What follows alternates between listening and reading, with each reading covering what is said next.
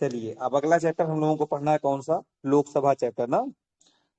Lok Sabha chapter में question अगर हम इसके सॉल्व करने की कोशिश करें तो पहला क्वेश्चन इसमें दिया है लोकसभा, अच्छा न्यूनतम आय का जिक्र किया है, लोकसभा के लिए न्यूनतम आय होनी कितनी चाहिए। तो हम लोग जानते हैं न्यूनतम लोकसभा के आयु लिए न्यूनतम आय कितनी होनी चाहिए, 25 वर्ष होनी चाहिए, जबकि राज्यसभा के लिए 30 वर्ष। ओके, लोकसभा सदस्य होने के लिए योग्यताएं होनी चाहिए 25 वर्ष, भारत का नागरिक होना चाहिए, ओके, पागल अथवा दिवालिया नहीं होना चाहिए, और 25 वर्ष की आयु पूरा करना चाहिए बस। ओके, अगला क्वेश्चन अगर हम कहें फिर वही दिया है 25 वर्ष, फिर आगे क्वेश्चन कह रहा है फिर 25 वर्ष, वही क्वेश्चन है। फिर अगले क्वेश्चन कह रहा है कि जो लोकसभा का सदस्य होता है उसका निर्वाचन किस तरीके से होता है, कौन सा कथन सही या गलत है। तो पहले हम लोग थोड़ा सा देखते हैं लोकसभा के सदस्य का निर्वाचन कैसे होता है। ठीक है, लोकसभा में जैसे 550 मेंबर टोटल होते हैं, और इनका निर्वाचन जो होता है, पहले 2 मेंबर थे, 550 प्लस 2, 2 का मनोनयन होता था, राष्ट्रपति उनको चुनता था, एंग्लो इंडियन थे। लेकिन अब वो प्रावधान समाप्त कर दिया गया, अब 550 सदस्यों को जनता स्वयं चुनती है। ठीक है, कौन चुनता है, जनता इनको स्वयं चुनती है। ठीक है, तो इनका अभी जो भी चुनाव होने वाला है। अभी जी, जी अभी इलेक्शन होने वाला है ना ओके हाँ। लोकसभा। अब देखिए, अब पहला ऑप्शन देखता हूँ कौन सा सही नहीं है, कहा है, कह रहा है निर्वाचन वयस्क मताधिकार के आधार पर होता है, सही है ना। हम्म। सेकंड कह रहा है निर्वाचनों का संचालन निर्वाचन आयोग करता है ना, जो एक तिथि निर्धारित किया, हम्म, कौन निर्धारित किया है, निर्वाचन आयोग ही तो निर्धारित किया है निर्वाचन आयोग कि करा 7 चरणों में होगा। फिर कह रहा है हम्म। निर्वाचनों के लिए मतदाता की सूची को राष्ट्रपति के निर्देशन और नियंत्रण से तैयार किया जाता है। बताइए, नहीं, वो तो चुनाव निर्वाचनों के लिए आयोग। मतदाता सूची में राष्ट्रपति के निर्देशन से तैयार होगा। नहीं, निर्वाचन ठीक है, चुनाव आयोग करता है ये वो ये तो। भारत का निर्वाचन आयोग ही उस पर निर्देशन और नियंत्रण करता है। ठीक है, हम्म। इसमें राष्ट्रपति या उपराष्ट्रपति का कोई भूमिका नहीं, राष्ट्रपति और उपरा और ये निर्वाचन आयोग किसके किसके चुनाव को करवाता है, ये राष्ट्रपति का भी करवाता है, राष्ट्रपति, उपराष्ट्रपति उपराष्ट्रपति का भी का, कराता है, और प्रधानमंत्री, राज्य का विद- राज्य का जो राज्य के विधानमंडल होता है उपाध्यक्ष। उसके वहाँ का भी करवाता है। ठीक है, सिर्फ पंचायत का नहीं कराता, बाकी सबको कराता। नहीं पंचायत का नहीं कराता है। ठीक है, हम्म। अगले क्वेश्चन की तरफ अगर हम लोग करें तो अगला क्वेश्चन कह रहा है लोक लेखा लोकसभा के निर्वाचन के लिए नामांकन पत्र, जो लोकसभा के निर्वाचन के लिए नामांकन पत्र होना चाहिए, भारत के निवास करने वाले सभी किसी व्यक्ति द्वारा दाखिल किया जा सकता है। बताइए सही है कि गलत। अ, कौन सा सही है, गलत है। कर सकता है। गलत है ना, उसमें कुछ आयु का जिक्र किया ही नहीं है, क्या छोटे बच्चे बड़े व्यक्ति सब कर सकते हैं। हम्म। हम्म। फिर कह रहा है जिस निर्वाचन क्षेत्र से निर्वाचन लड़ना है वहां, जिस निर्वाचन क्षेत्र से निर्वाचन लड़ना है वहां के किसी निवासी द्वारा दाखिल किया जा सकता है, किसी निवासी द्वारा, नहीं, उसकी भी वहाँ कोई कुछ के कहीं उम्र से भी होनी लड़ चाहिए ना। सकता है। जी कोई कहीं से भी लड़ सकता है, जरूरी नहीं वो हाँ, उसी क्षेत्र का नहीं वहां निवासी के हो। निर्वाचक नामावली में उसका नाम तो होना चाहिए, ये तो सही बात है। ठीक है, हम्म। लेकिन उसके निर्वाचक सूची में नाम होगा तब होगा, ये नहीं कुछ क्षेत्र में रह रहा हो बस लड़ लेगा। ठीक हम्म। है, जो वोटिंग लिस्ट आती है उस वोटिंग लिस्ट में समझ उसका नाम होना चाहिए। ओके, थर्ड ऑप्शन दिया है भारत के किसी नागरिक द्वारा जिसका नाम किसी निर्वाचन क्षेत्र की मतदाता सूची में है दाखिल किया जा सकता है ना, यही सही हो गया ना, जिसका नाम मतदाता वाले लिस्ट में रहेगा वही लड़ सकता है और कोई नहीं लड़ सकता। ओके, अगला क्वेश्चन कह रहा है कि लोकसभा में राज्यों को किस आधार पर सीटें आवंटित की जाती हैं, जो सीटें आवंटित की जाती हैं जनसंख्या के आधार पर, वो भी किस जनसंख्या के आधार पर, 1971 की जनगणना जनसंख्या के आधार पर। ओके, अभी तक 1971 के हो रहा है, लेकिन जब परिसीमन आयोग 2026 में करेगी तब उसके 2026 के हिसाब से हाँ होगा। तब 2026 के अनुसार होगा। ठीक है, तो अभी 1971 देखो ये ऑप्शन आ ही गया क्वेश्चन आगे, फिर आगे लिखा हुआ है 2001 के 84वें संविधान संशोधन के माध्यम से 2001 द्वारा इसे 2026 के पश्चात की पहली जनगणना सुसंगत आंकड़े के प्रतिशत के आधार पर संशोधित न किए जाने का प्रावधान किया गया है। 2026 तक 84वें संविधान संशोधन 2001 के माध्यम से कह दिया गया है कि 2026 तक कोई परिवर्तन नहीं होगा। ठीक है।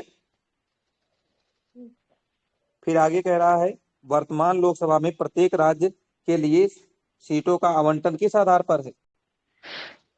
1971 की जनगणना के अनुसार पर। फिर वही क्वेश्चन कब तक यथावत बना रहेगा?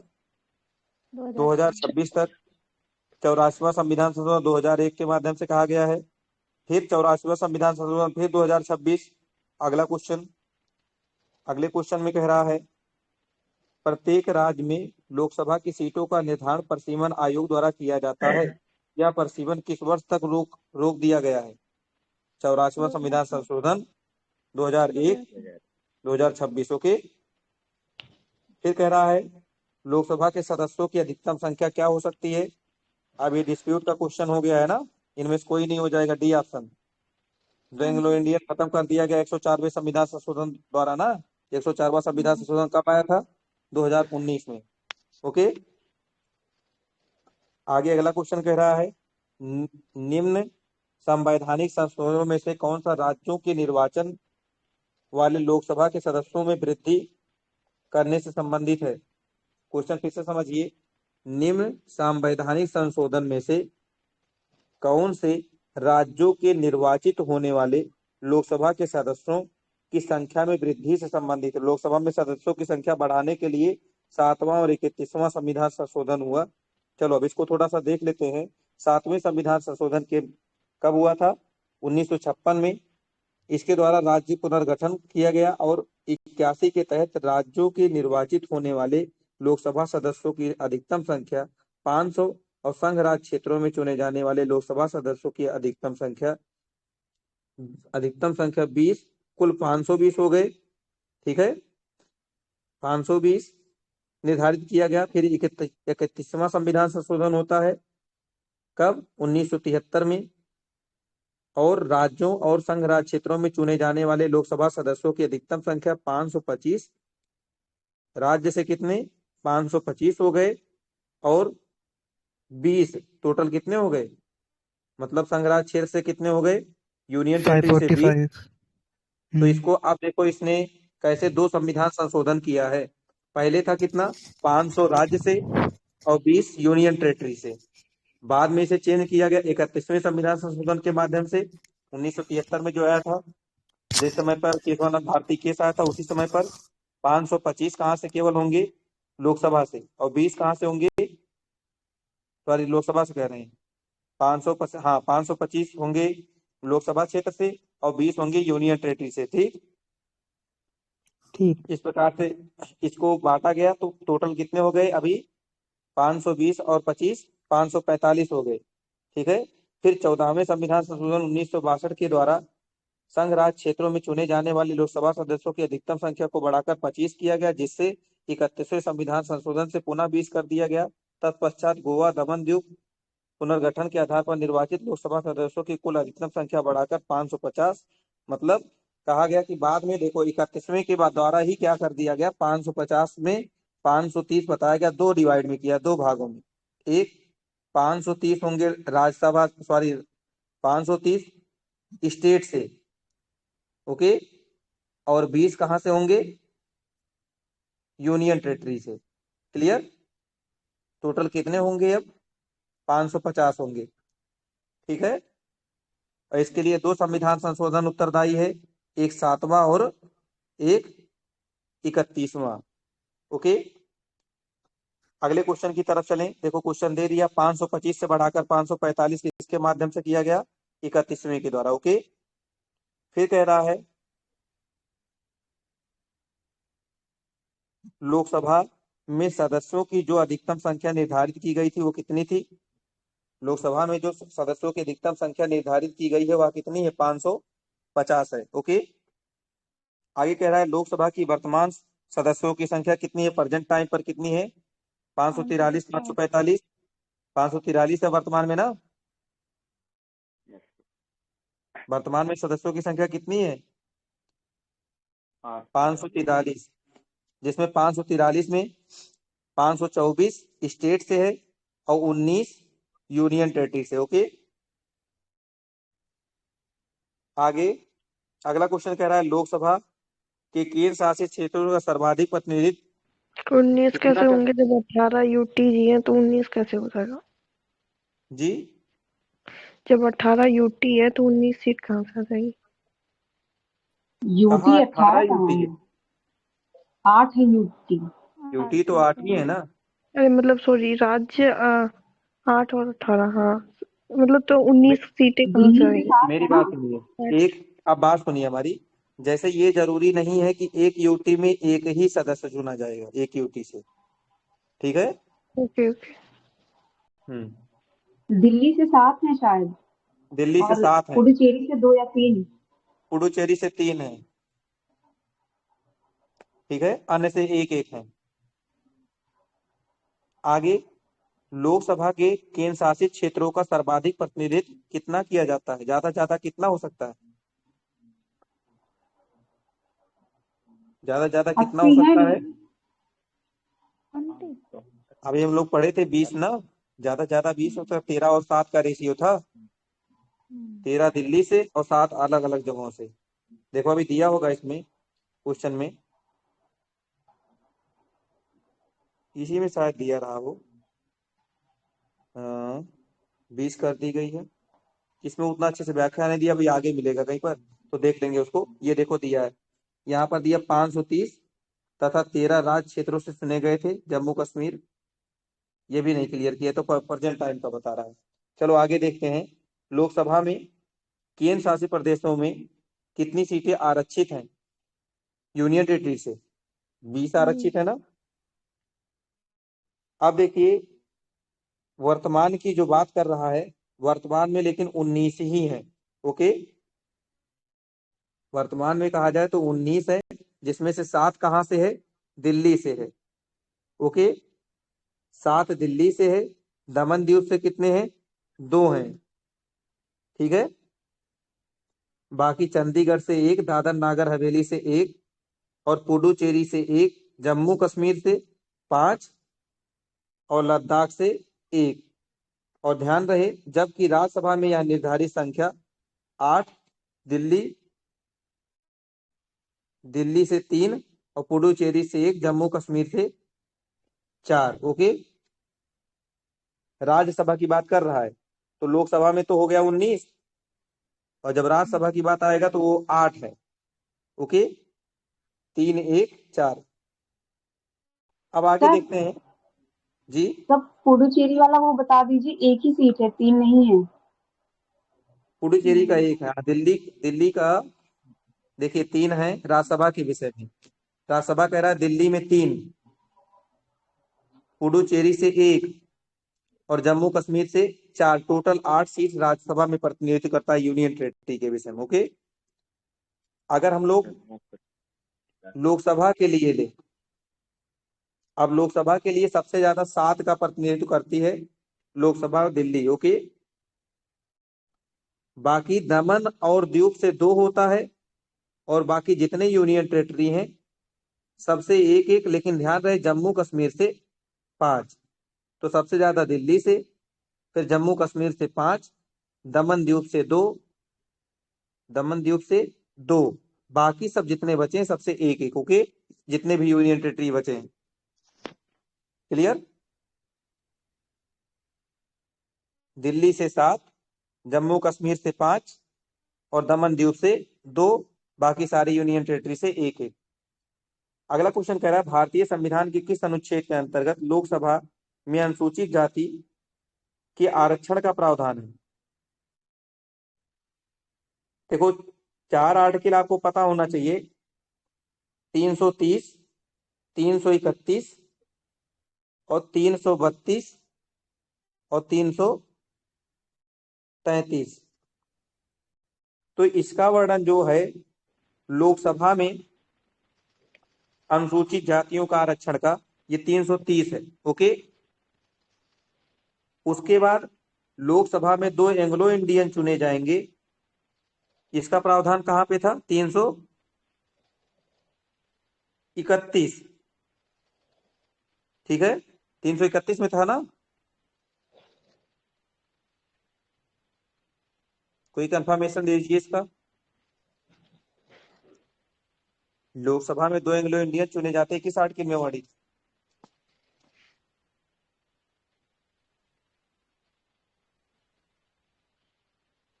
इसको देख लीजिए, हमें लगता है 331 ही है। फिर आगे राज्यसभा में, जैसे ये तो हो गया कि लोकसभा में अनुसूचित जाति और जनजाति को आरक्षण 330 और राज्यसभा में अनुसूचित जाति और जनजाति को आरक्षण 332।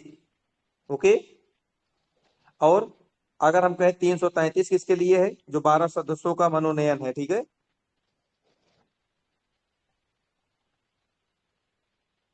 आगे देखते हैं, निम्नलिखित राज्यों के अनुसूचित जनजातियों के लिए लोकसभा में स्थान आरक्षित नहीं है। कहां पर? निम्नलिखित राज्यों में अनुसूचित जनजातियों के लिए लोकसभा में स्थान आरक्षित नहीं। अनुसूचित जनजाति को किस राज्य में नहीं वरीयता दिया गया? केरल और तमिलनाडु में। ओके,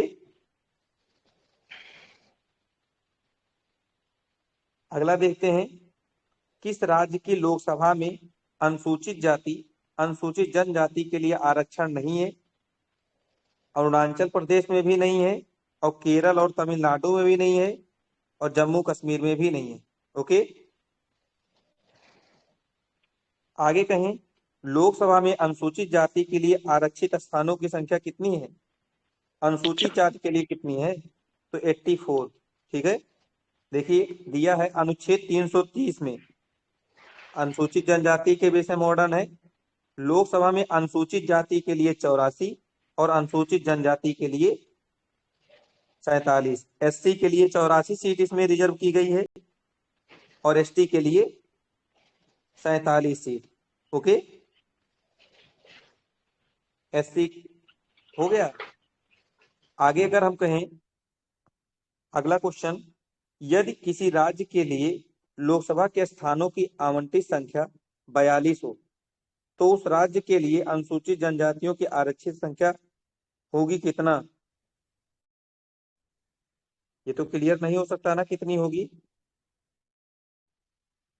ठीक, फिर कह रहा है, लोकसभा में अनुसूचित जनजातियों के लिए निम्नलिखित में से किस राज्य में सर्वाधिक सीटें आरक्षित है?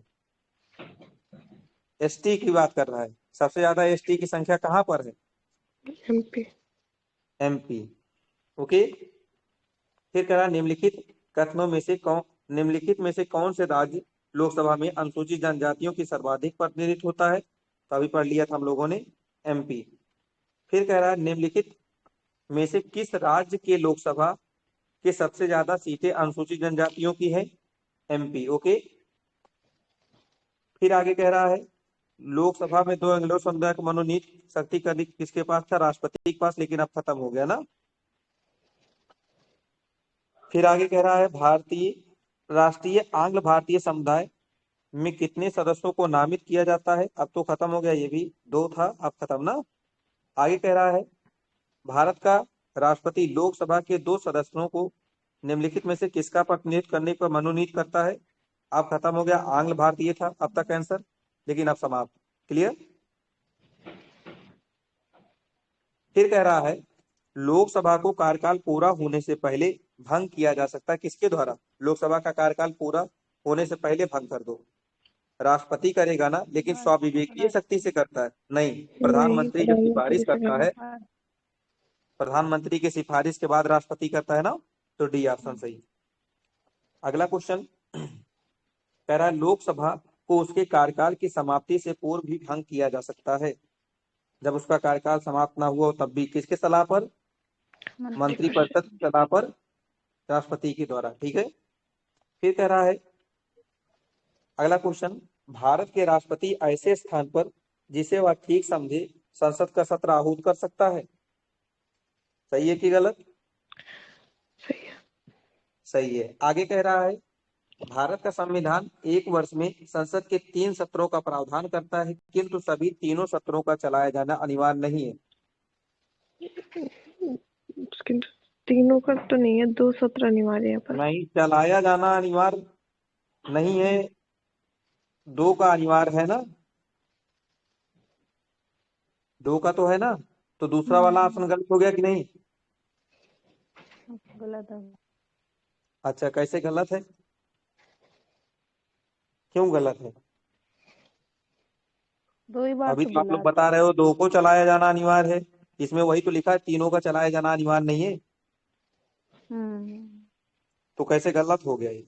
तो सही होना चाहिए, नहीं ये गलत ही है, ठीक है। और क्यों गलत है समझिए, तीनों सत्र चलाया जाना अनिवार्य है, लेकिन ध्यान क्या रहे, जो पहला सत्र है और जो अंतिम सत्र है, इन दोनों को सत्र आहूत करने अनिवार्य है, मतलब 2 सत्र को आहूत करना अनिवार्य है, किसके लिए? प्रेसिडेंट के राष्ट्र। लिए, मतलब पहला और अंतिम सत्र आहूत जरूर करेगा राष्ट्रपति, बीच वाला चाहे वो आहूत करे या ना करे, अपने आप ही वो सत्र चलेगा, ठीक है, लेकिन सत्र आहूत तीनों मतलब बुलाना।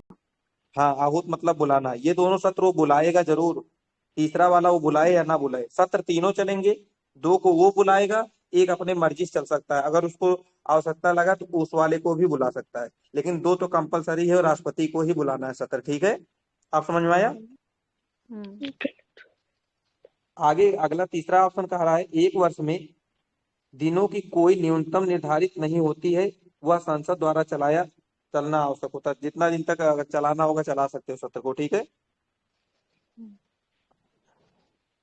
फिर अगला क्वेश्चन कह रहा है, लोकसभा में सामान्यतः कितने सत्र होते हैं?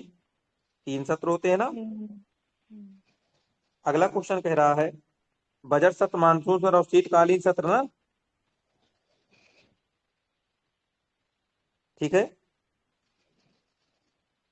लिखा है, एक सत्र के अंतिम बैठक और आगामी सत्र के प्रथम बैठक में 6 माह से ज्यादा का अंतर नहीं होना चाहिए।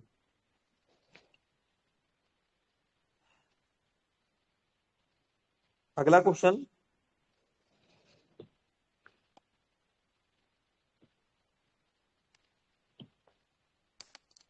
लोकसभा में कम से कम कितने सत्र बुलाए जाते हैं? 2 सत्र तो बुलाना जरूरी होता है ना, वर्ष में 2 तो बार। 2 बुलाना जरूरी होता है, चलते तीनों हैं, ठीक, और दोनों को बुलाने में 6 माह से ज्यादा का अंतर नहीं होना चाहिए, ठीक। आगे कह रहा है, लोकसभा की बैठक समाप्त की जाती है, लोकसभा की बैठक समाप्त की जाती है स्थगन द्वारा, सत्रावसान द्वारा, विघटन द्वारा, तीनों के द्वारा ना। हम्म। अब तीनों में अंतर क्या होता है, स्थगन, विघटन और सत्रावसान में? देखो क्या होता है, जैसे लोकसभा की बैठक स्थगित कर दी गई, मतलब आज बैठक हो रही, आज बैठक को समाप्त कर दिया गया, ठीक है, इसको स्थगन कहेंगे, ओके। विघटन क्या होगा, पूरा लोकसभा ही खत्म कर दिया जाए, वो क्या हो जाएगा, लोकसभा का विघटन हो गया। सत्रावसान क्या होता है, एक सत्र जब समाप्त होता है और उस सत्र को समाप्त करना ही क्या कहलाता है, राष्ट्रपति के द्वारा जो सत्र समाप्त किया जाता है, सत्रावसान, ओके। स्थगन लोकसभा का अध्यक्ष करता है और सत्रावसान राष्ट्रपति करता हाँ, और विघटन कौन करता है, विघटन भी राष्ट्रपति करता है, ठीक है। है। लोकसभा का विघटन कौन करता है, राष्ट्रपति, लेकिन स्थगन कौन करता है, लोकसभा का अध्यक्ष, ठीक है। लोकसभा विघटित कब होती है, जब प्रधानमंत्री सलाह देता है कि राष्ट्रपति महोदय आप लोकसभा को विघटित कर दीजिए ना, तभी तो विघटित होगी, ओके। देखिए दिया है, लोकसभा की बैठक स्थगन, ये तीनों प्रकार के हो सकते हैं, लोकसभा स्थगन लोकसभा अध्यक्ष करता है, जबकि सत्रावसान और विघटन राष्ट्रपति करता है, क्लियर हो गया बात। अगला कह रहा है, निम्नलिखित में से कौन लोकसभा के सत्र का अवसान करने के लिए प्राधिकृत है? सत्रावसान करने की बात कर रहा है, राष्ट्रपति तो करता है। फिर अगले क्वेश्चन की तरफ चलें, कह रहा है, लोकसभा का कार्यकाल किसी परिस्थिति में बढ़ाया नहीं जा सकता, 5 से 6 वर्ष बढ़ाया जा सकता है ना, बढ़ाया जा सकता है, आपातकाल ठीक। लगता है तो। फिर कह रहा है, एक बार में 6 महीने तक के लिए ही बढ़ाया जा सकता है, 6 महीने तक के लिए बढ़ाया जा सकता है, सही है ना। फिर कह रहा है आपातकाल के दौरान एक बार में 1 वर्ष तक के लिए ही बढ़ाया जा सकता है। ध्यान दीजिए क्वेश्चन को, कह रहा है किसी परिस्थिति में बढ़ाया नहीं जा सकता, ये गलत है। एक बार में 6 महीने नहीं, 1 साल के लिए बढ़ाया जाता है, ठीक है। और कब बढ़ाया जाता है, जब आपातकाल लगता है। ओके, तो इसका करेक्ट आंसर क्या हो जाएगा, सी। अगले क्वेश्चन पे कहें,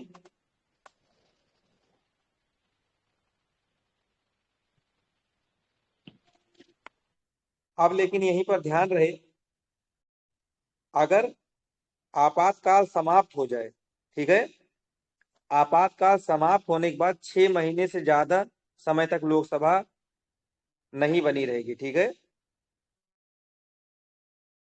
क्लियर हुआ बात। अब कह रहा है लोकसभा का कोरम कितना होना चाहिए। देखिए नियम तो ये है, 1/10। जैसे नियमता कहा जाए क्या है कि 1/10वां भाग होना चाहिए कोरम ना। लेकिन मान के क्या चलते हैं, कार्यवाही कब स्टार्ट करते हैं, अगर सामान्यता कहा जाए 1/3 मेंबर हो जाते हैं तब स्टार्ट करते हैं, ठीक है। नियम तो है कितने का, 1/10 का। आगे कह रहा है लोकसभा का अधिवेशन गठित करने के लिए कितनी गण पूर्ति होनी चाहिए, 10वां भाग। आगे कह रहा है लोकसभा और राज्यसभा की गण पूर्ति कितनी होनी चाहिए, 1/10वां भाग। अगला क्वेश्चन कह रहा है कौन कौन सा राज्य सबसे अधिक प्रतिनिधियों लोकसभा में कौन से हैं, यूपी के हैं ना, भी 80 सीट। 80 सीट। और राज्यसभा में कितना, 31। 30 30 है, 31, 31 है, 31, 31। ठीक। आगे हम कहें भारत में किस राज्य का लोकसभा और राज्यसभा का प्रतिनिधित्व सर्वाधिक है, यूपी का ना, 80 और 31। फिर कह रहा है जहां तक लोकसभा में प्रतिनिधित्व का प्रश्न है, कौन से राज्य दूसरे और तीसरे दर्जे पर है। दूसरे पे महाराष्ट्र 48 है और तीसरे पर पश्चिम बंगाल है। ओके, पहले पर यूपी 80, दूसरे पर महाराष्ट्र 48, तीसरे पर वेस्ट बंगाल 42, ठीक है। फिर कह रहा है उत्तर प्रदेश के बाद लोकसभा में सर्वाधिक सीटें कितनी, 48 किसको हैं, महाराष्ट्र के, और तीसरा 42 किसको है, पश्चिम बंगाल। अगला क्वेश्चन कह रहा है लोकसभा में कितने स्थान पर राजस्थान के लिए निर्धारित है, राजस्थान स्पेशल का छोड़ो, ठीक है। आगे कह रहा है उत्तराखंड में, ये भी उत्तराखंड स्पेशल है।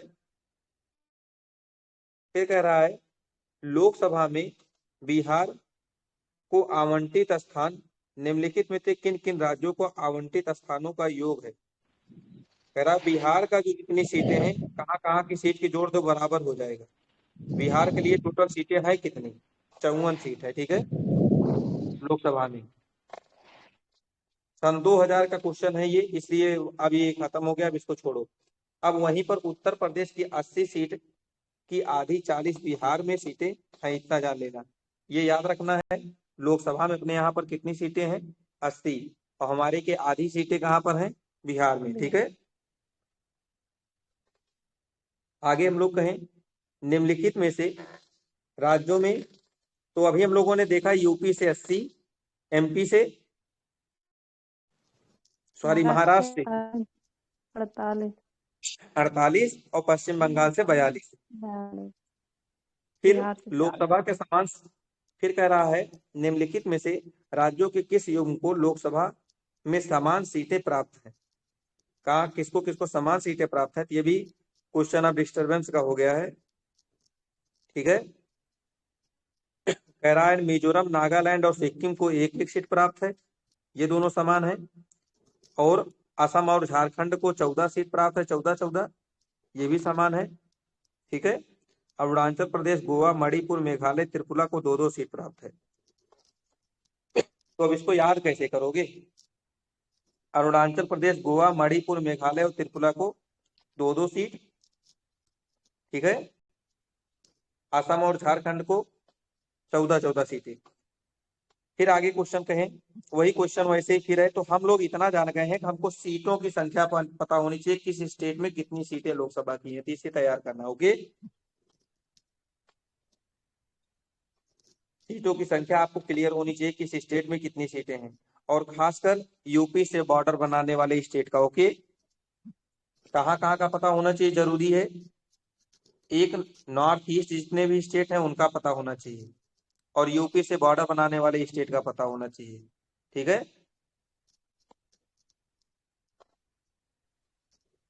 अगला क्वेश्चन देखते हैं। निम्नलिखित राज्यों और संघराज्य क्षेत्रों के समूहों में से किसकी लोकसभा में केवल एक सीट है? एक सीट किसकी किसकी थी? और चंडीगढ़, सिक्किम और मिजोरम। ठीक है, अगला क्वेश्चन कह रहा है निम्नलिखित में से किस राज्य की लोकसभा की दो दो सीटें आरक्षित की गई हैं? त्रिपुरा से। फिर कह रहा है, ये आईएएस का क्वेश्चन पूछा गया है, निम्नलिखित में से कौन सा एक लोकसभा का सर्वाधिक बड़ा निर्वाचित क्षेत्र है?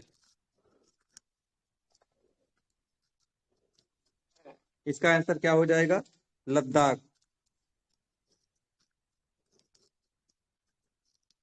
ओके, अगला क्वेश्चन, कोई पढ़िए इस क्वेश्चन को, ये क्वेश्चन पढ़िए 56 नंबर।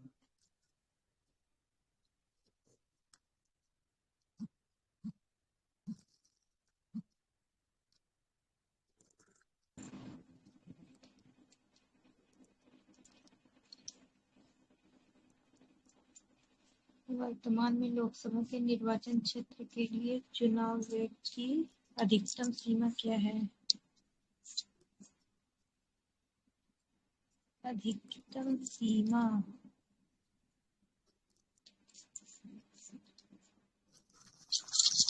35 वर्ष 40 लाख रुपए थी, लेकिन वर्तमान में कितनी हो गई है? 95 लाख रुपए। ओके,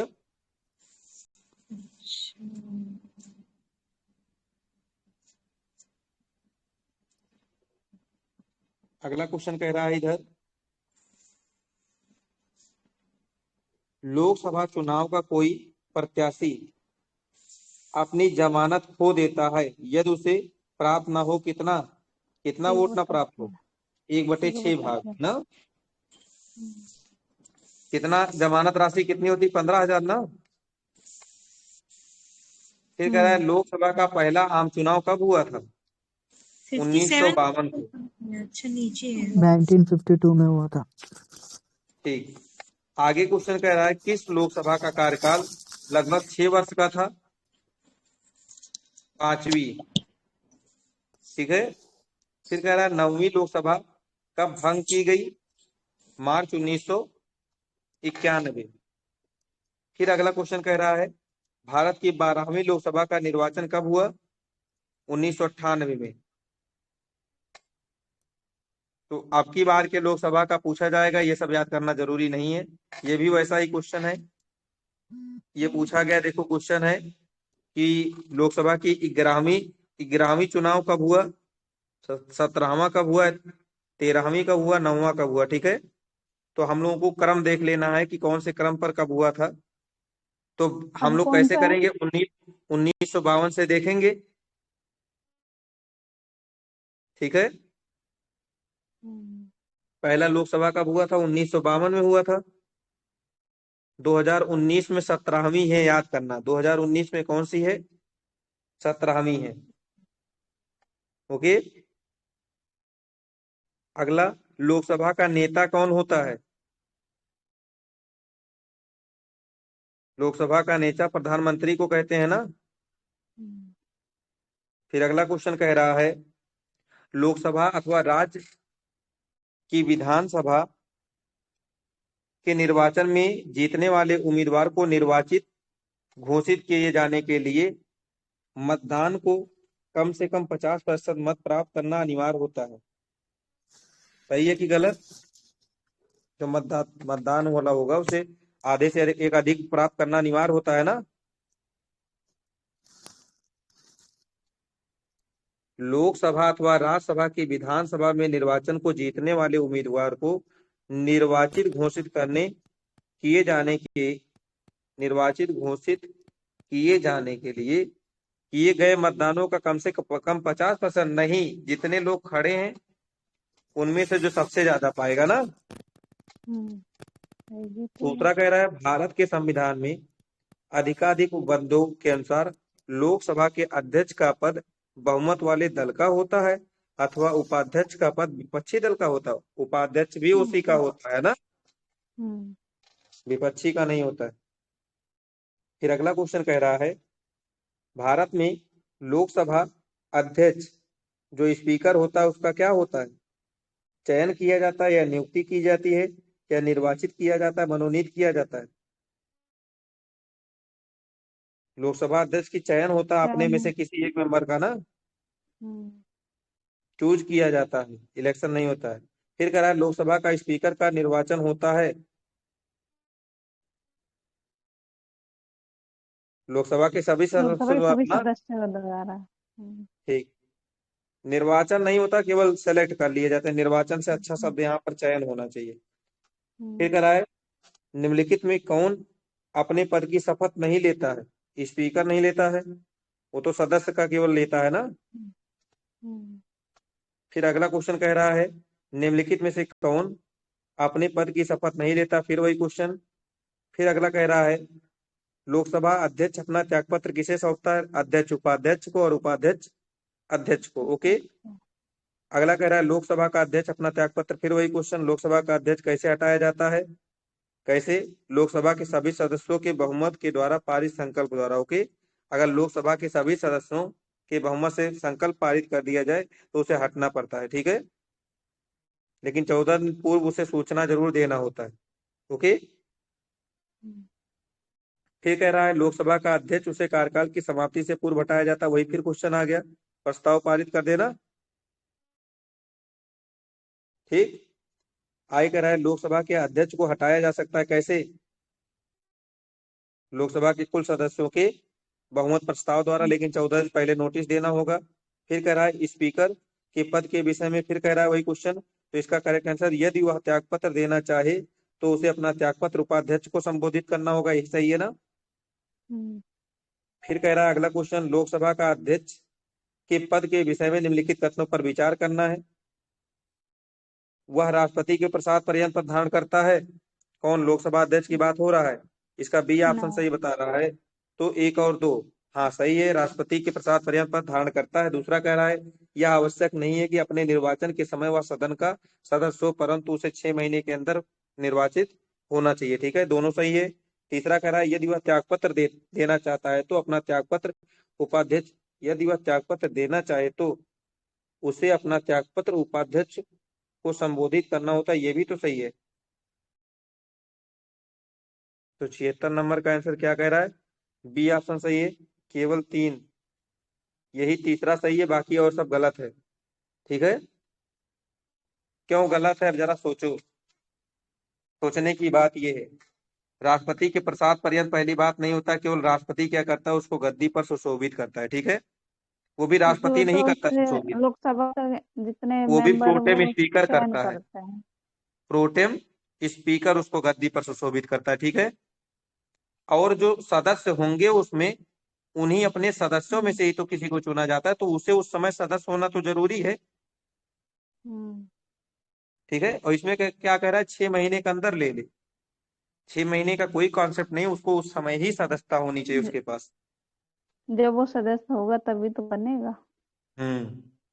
अगला कह रहा है प्रोटेम स्पीकर का कर्तव्य क्या होता है, सबको शपथ दिलाना, तो बी ऑप्शन सही, ठीक है। प्रोटेम स्पीकर का जो सबसे वरिष्ठ होता है उसी को निर्वाचित किया जाता है, तो हालांकि राष्ट्रपति प्रोटेम स्पीकर की नियुक्ति सामान्यता करता है, ठीक है। और कौन चुना जाता है, जो नवनिर्वाचित लोकसभा का वरिष्ठतम सदस्य में से किसी एक को चुना जाता है, ठीक है, प्रोटेम स्पीकर।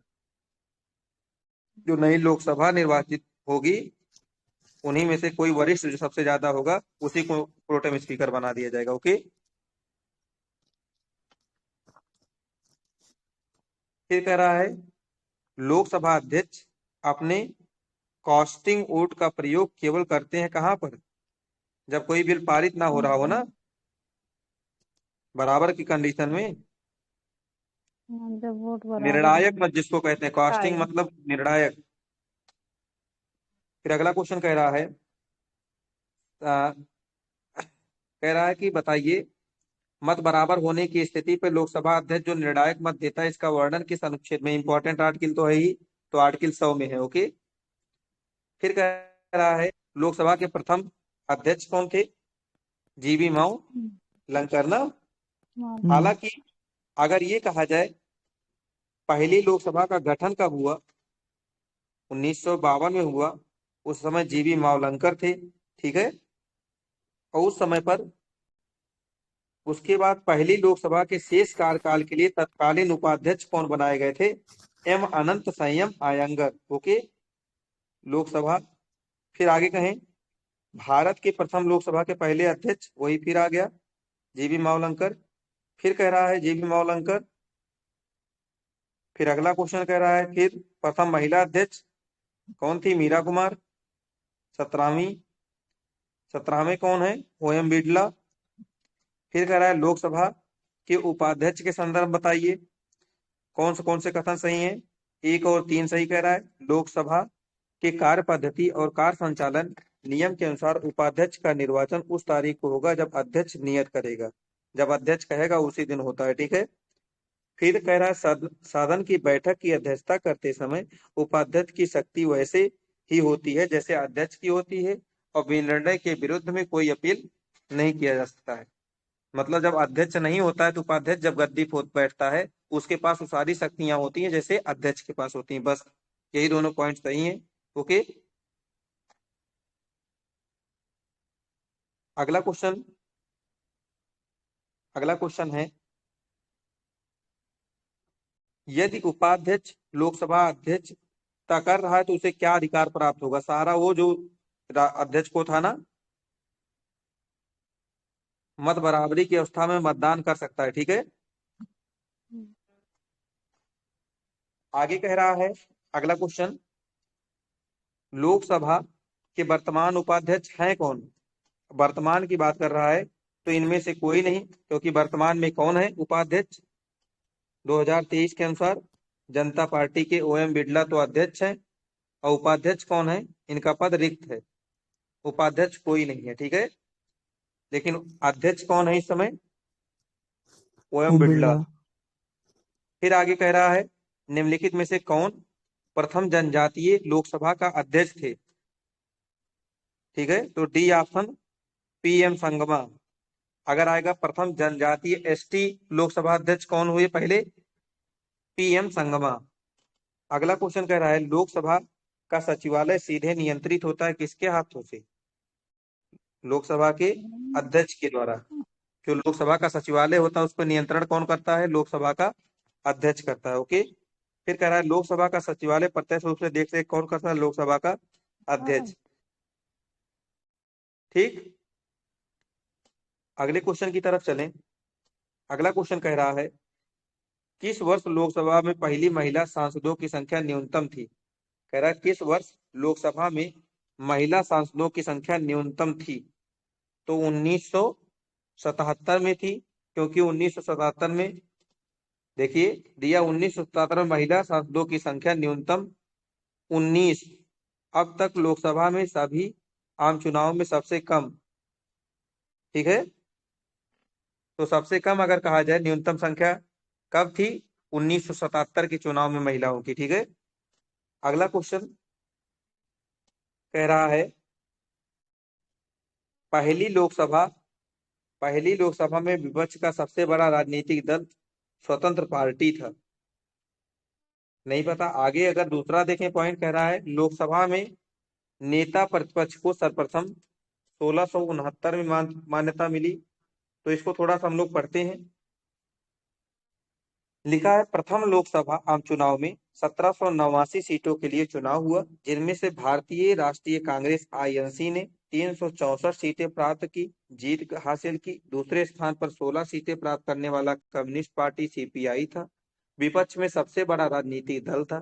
सर्वप्रथम 1969 में लोकसभा में नेता प्रतिपक्ष को मान्यता प्राप्त हुआ। कब? 1969 में मिला।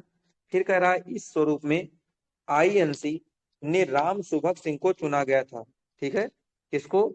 राम सुभग सिंह को चुना गया। क्या चुना गया? यही अपोजिशन वाला नेता प्रतिपक्ष। फिर कह रहा है लोकसभा में किसी दल के नेता को नेता प्रतिपक्ष के रूप में मान्यता मिलने के लिए उस दल के लोकसभा की कुल कितनी सीटें प्राप्त होनी चाहिए? कम से कम 10% सांसद होने चाहिए। मतलब विपक्ष का नेता बनने के लिए उसे कम से कम क्या हो, उनके 10 सांसद वहां पर 10% सांसद जरूर हो, जितना भी वहां पर सांसद हो प्रेजेंट में। क्लियर हो गया? तो लोकसभा चैप्टर आप लोगों का समाप्त हो चुका है। Lok Sabha chapter clear.